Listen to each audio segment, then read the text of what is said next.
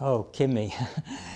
Where do you start? Kimi's Kimi, and particularly, I mean, such an individual character in his own right, but I always got on with him really well. I found him a really nice person, very easy to talk to, and very, just generally, very easy to work with.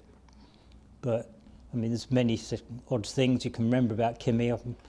One of them is the amount he would sleep. I mean, even between races, he'd be asleep somewhere, either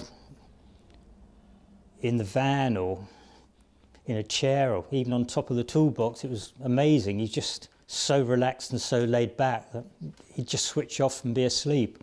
He had incredible talent and incredible kart control, and one of the things I'll always remember is we had a round of the European Championship at Imola, where they have the Formula 1 Grand Prix, and they used the start-finish straight of the Grand Prix track as part of the kart track, but obviously it was much too wide. So what they did, they laid out some straw bales down the start and finish straight to slow the karts down. Well, a lot of the Formula Super A drivers, who got to remember they're all professional drivers, weren't very happy with the track. A lot of them said it was far too dangerous, which probably was a little bit. But anyway, before, I think it's one of the practice sessions, we had quite a heavy shower of rain. And it was immediately before, I think the karts were on the dummy grid waiting to go out. And a lot of the drivers said, oh, not worth going out. They didn't have time to put the wet tyres on. And a lot of them thinking the track was a bit dangerous, so they just pulled their karts to one side. And I think there was only a couple of karts went out, of course, one of which was Kimi, because if there was a chance of driving, Kimi was going to drive. So he went out and slicked tyres. And his control coming into these straw bale chicanes was quite incredible. He'd be coming in and flicking the kart to the right, and the left, then the right, and a full slide on slick tyres lap after lap without ever hitting the bales or spinning off.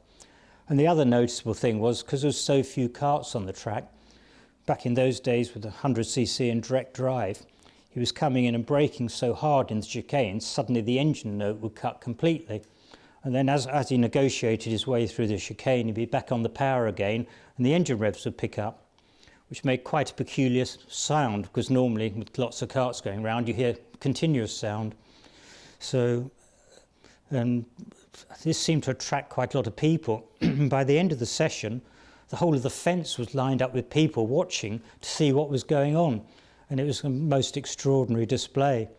It just proved that the control and talent he had. And it's really a great shame that year, which was 1998, where it was the first year with the De Bruyn team, and at the end of it, I think we missed out on winning the European Championship by a few points with Kimi, and that included with him actually missing one of the finals. So if we'd managed to drive in that final, it might have been, we could have won the championship in the first year of the team. Oh, Valtteri was a very genuine person, and you also knew where you stood with Valtteri, and he was an important member of the team and always relied upon to give a very solid performance.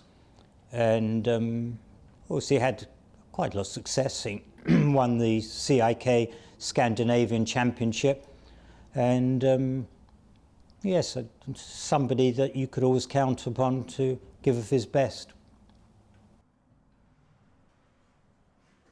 Well, I think Oliver matured a lot with time. He was with the team from when he first started to when he actually stopped karting.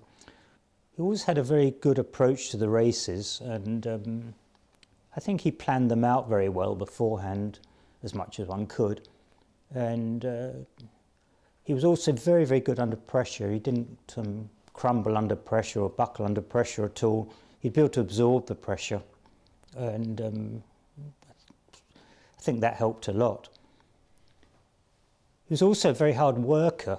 I remember in 2005 when he won the World Championship, the year didn't start very well and we weren't that competitive in the first few races, even though Nick de Bruyne won the European Championship the year before. But I believe the tyre compound and construction changed very slightly and it seemed to upset the balance of the kart a little bit. Anyway, it was first couple of rounds, after the first couple of rounds European Championship, it was obvious I needed to do something to try and improve matters. So I made 3 prototype frames and Oliver and his mechanic picked them up and took them off to Italy. And they visited quite a few tracks in Italy, testing, then decided that one was definitely an improvement and was the right way forward. And the next race we did was the last round of the European Championship. It was only 3 rounds that year at La Conca in Italy, and ended up with Oliver winning both finals. And if anything, to be honest, well, to drive the World Championship was good, but they were both exceptional drives. To win both the finals in La Conca was incredible, and especially the second final. The way he took the lead to win on the last lap at the last corner in such a decisive and clear-cut move was great. And I thought he drove superbly that day. And obviously then a few weeks later, going to Braga and winning the World Championship was the absolute highlight and the greatest victory one could think of. So that was superb. 2005 was such a difficult year because after all the effort that Lotte Hellberg put into establishing and the work she did with the PDB team, unfortunately she passed away tragically early in 2005, which was a terrible blow, and it was so sad in so many ways that she wasn't there to see Oliver's victory. The only good thing was at least she's seen the European Championship victories of Carlo Van Dam and Nick de Bruyne years previously.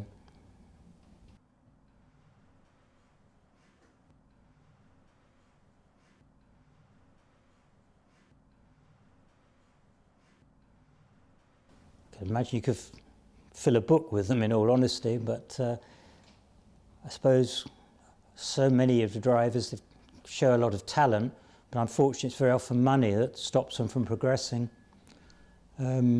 Perhaps one driver who did drive for me for a short while, who I thought had incredible talent, was called Fraser Sheeder when he was racing in juniors.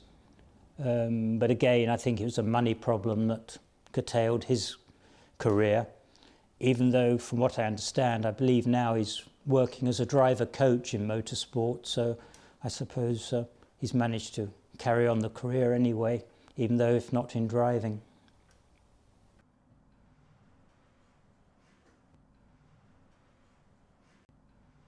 Well, 3 drivers I can think of that in their own way always impressed me.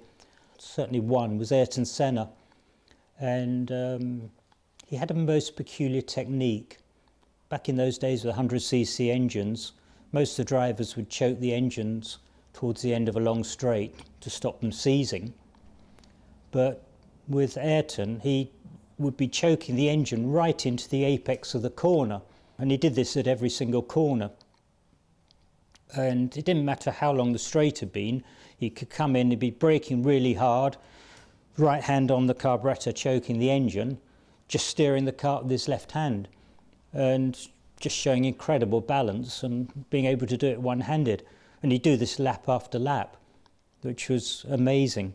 I didn't really know the reason why, but evidently it was something to do with the way he'd set the carburettor up, that he had to give it this massive choke to make sure it came out of the corner cleanly.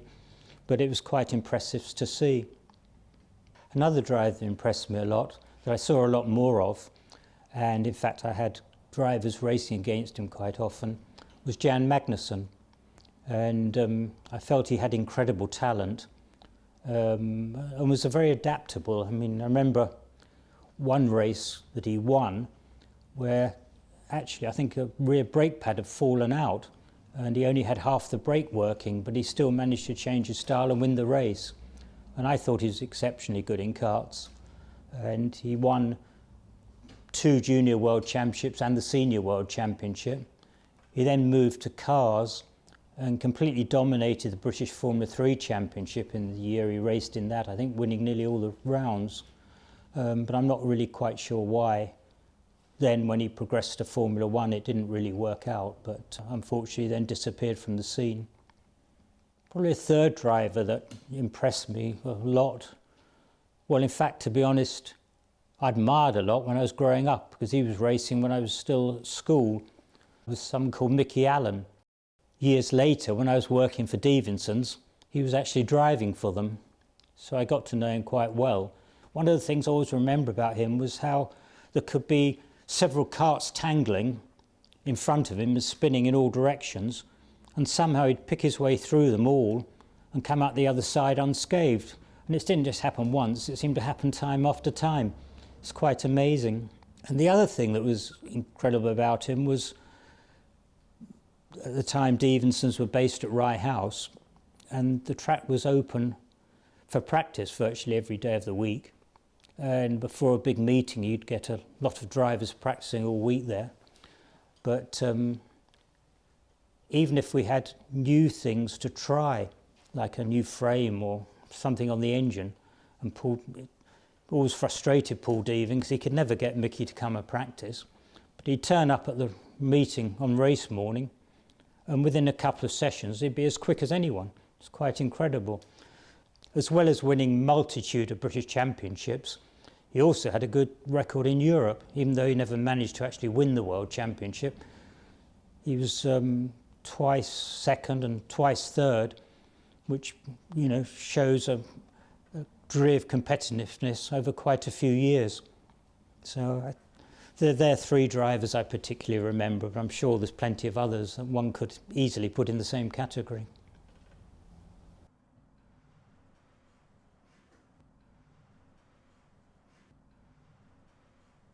Well, over the years, to be honest, I've had a few people approach me and some companies, but for one reason or another it's never really gelled together. And then about the time I was contemplating retirement, Oliver Oakes approached me and said that would I be interested in selling the business. I then found out was the OTK Kart Group. And then in the conversations I had, it became apparent that what they were really interested in, because I think that the history of the company and what we've managed to achieve was actually the name rather than the business as a whole. It wasn't an easy decision straight away, but then I thought about it. I must admit that all the dealings I had with the OTK Kart Group was very easy, very straightforward, and it made it quite a simple decision at the end to come to an agreement. Always admired what Mr. Abatz has managed to do with the OTK Kart Group, and come from fairly small beginnings, I remember, and grow it into the massive company it is nowadays, which has always impressed me. And I suppose a little thing that has always stuck in my mind is how after we won the World Championship, apart from the people in the De Bruyn team, the first person that came and found me and shook my hand was Mr. Abatzi and congratulated me on winning the race, which I always thought was a very nice gesture and something I've never really forgotten. So it's always been something that particularly remember and was very grateful for.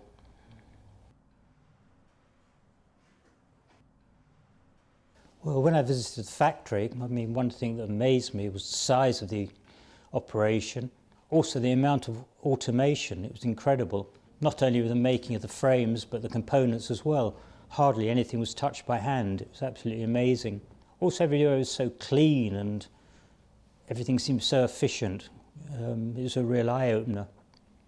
What surprises me and amazes me is how Mr. Abatzi manages it all, to manage the factory and the race team and the Vortex engine manufacturing facility. It's quite amazing, so all of that I found very impressive.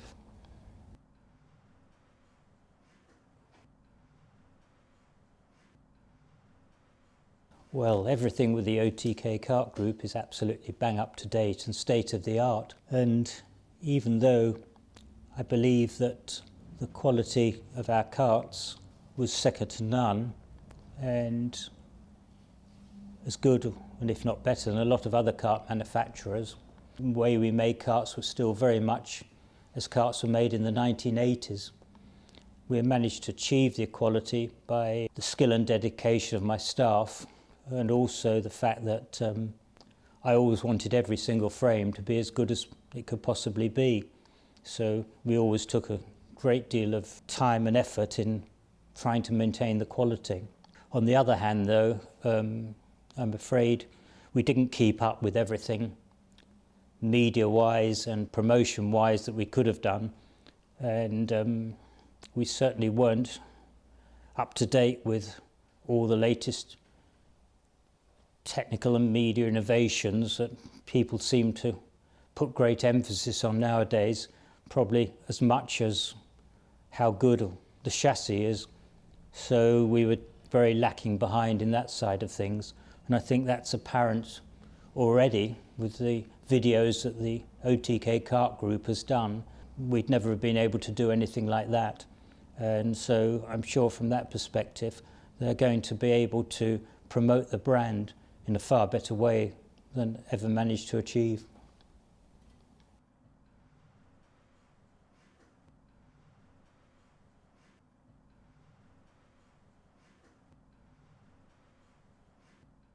I'm incredibly flattered, to be honest, that an organisation the size of OTK could be so interested in our company and, well, the name, want to carry it on, and they're so enthusiastic about carrying it on and wanting to promote it. So from that point of view, I'm very, very pleased. Another little thing I can say is that Martin Collard recently visited the OTK factory with his wife, and she'd also been to my premises. And when they left, she turned to Martin and said, "It's incredible what Tim's managed to achieve. It's that when you see the different organisations, and it's almost like a David and Goliath act." I think that probably the OTK Kart Group realise that as well. I think is also an amazing and very flattering from my point of view. Another little story that always makes me smile is the fact that after we'd won the World Championship in 2005, my father said to me, knowing how hard I had to work and the long hours and everything else and the stress one was always under, he says, well, perhaps now you've won the World Championship, an Italian company might be interested in buying the Gillard brand. I think the fact that that's happened now 15 years later, I think if he was still around, he'd be laughing to himself and having a real giggle about it, that his words have now come true.